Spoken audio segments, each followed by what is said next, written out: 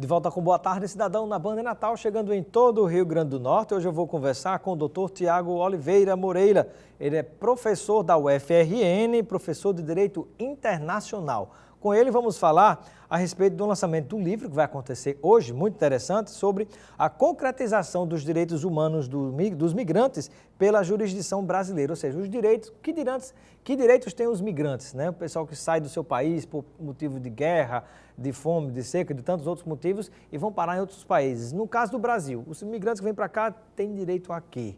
Como a gente deve se comportar com eles, né? Seja bem-vindo ao nosso Boa Tarde, Cidadão, doutor Tiago. Muito obrigado, boa tarde, Robson, boa tarde a todos os telespectadores. Um prazer tê-lo conosco, professor. E eu gostaria que você pudesse nos falar um pouquinho, né, sobre qual a principal motivação desse livro. Bom, é fruto da sua tese de doutorado, né? Isso. Lá na UFRN eu venho desempenhando as lições da disciplina de Direito Internacional. Direito Internacional dos Direitos Humanos é mais a minha especialidade. E eu fui fazer doutorado na Universidade do País Basco, na Espanha. Ah, bacana. Isso. Inclusive há outros potiguares que já têm e que estão existe cursando. a Universidade Livre, né? Também.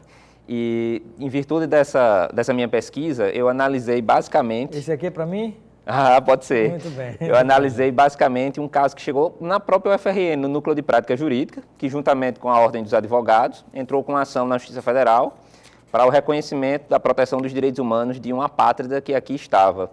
E essa ação foi julgada procedente pelo Dr. Edilson Nobre, enquanto era juiz federal aqui, foi meu professor na UFRN. Partindo dessa sentença, dessa decisão, eu achei por bem investigar como os tribunais brasileiros protegem os direitos humanos dos migrantes.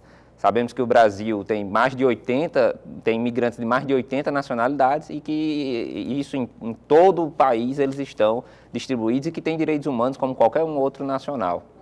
Bacana.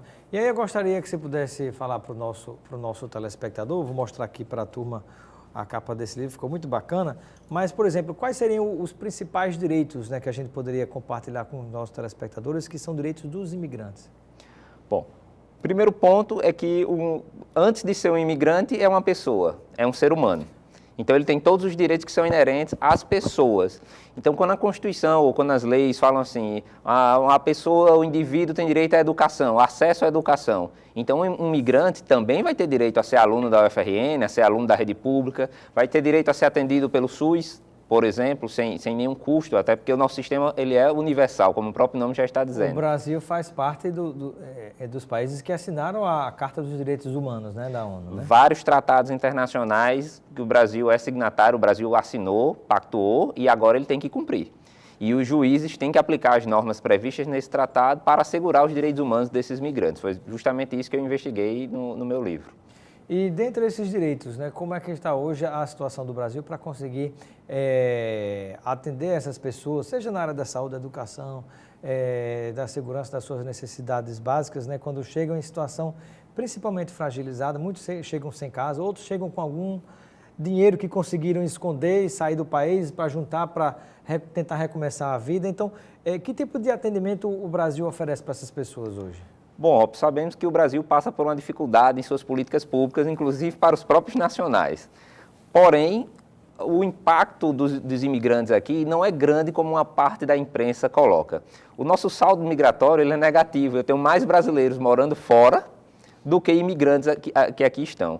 Então, essas pessoas, elas têm encontrado, sim, larga dificuldade, inclusive pelo despreparo dos servidores públicos, que não querem reconhecer os documentos, que colocam dificuldades, que acham que o protocolo da solicitação da condição de refugiado, por exemplo, não serve como documento, mas a lei é bem clara, dizendo que serve.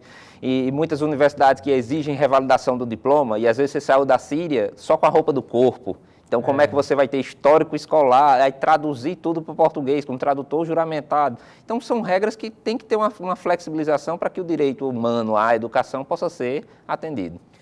E como é que você vê, por exemplo, uma situação assim que a mim me deixou estarrecido, muito triste, a situação trágica que você viu, né, uma situação explícita de fascismo mesmo, a agressão de uma quantidade de jovens lá em São Paulo a um restaurante que era mantido e organizado por pessoas de origem de religião muçulmana, por exemplo, né? Que lá eles geravam emprego para em torno de 40, 43 pessoas aproximadamente, eu acho que era isso, na reportagem que eu vi, e eles simplesmente atacaram esse lugar, esse restaurante, por pura maldade, não tem outra explicação, E isso fica por isso mesmo? Essas pessoas que estão tentando sobreviver, trabalhando honestamente, justamente, não têm direito a nada?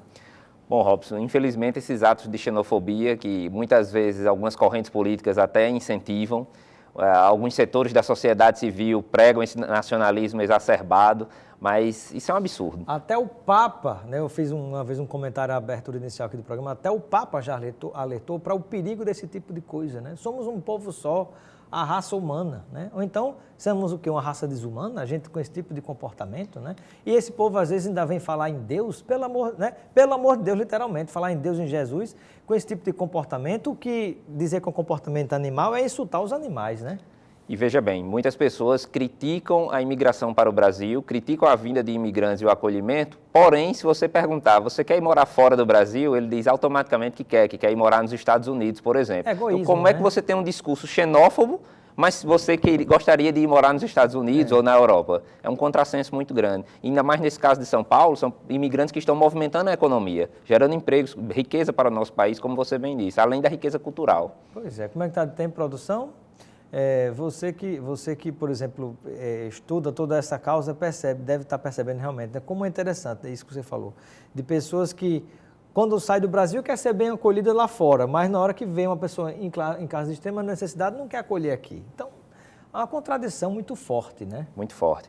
O Rio Grande do Norte, felizmente, nós estamos dentro da política de interiorização dos venezuelanos, acolhendo. Em Caicó, por exemplo, nós já temos 60 venezuelanos que foram acolhidos, que estão lá dentro de um projeto social e que fugiram da fome, da falta de medicamentos na Venezuela e que encontraram refúgio aqui. A história mostra que em Caicó há uma grande quantidade de judeus, né, que se estabeleceram lá, que também saíram fugindo de fascismo, de ditaduras de extrema-direita, inclusive, e que, numa situação lamentável que a história da humanidade percebeu, né, essas pessoas se espalharam pelo mundo, boa parte dessas pessoas moram justamente, começaram as suas vidas justamente em Caicó, né, um dos lugares do Brasil onde isso aconteceu, e talvez por isso eles que sentiram na pele, né, tem esse lado mais acolhedor também, né? Isso. E a UFRN, dentro desse movimento, também vem abrindo vagas, fazendo convênios para receber, principalmente imigrantes africanos. Pelo nosso curso de Direito mesmo, já tivemos alguns alunos.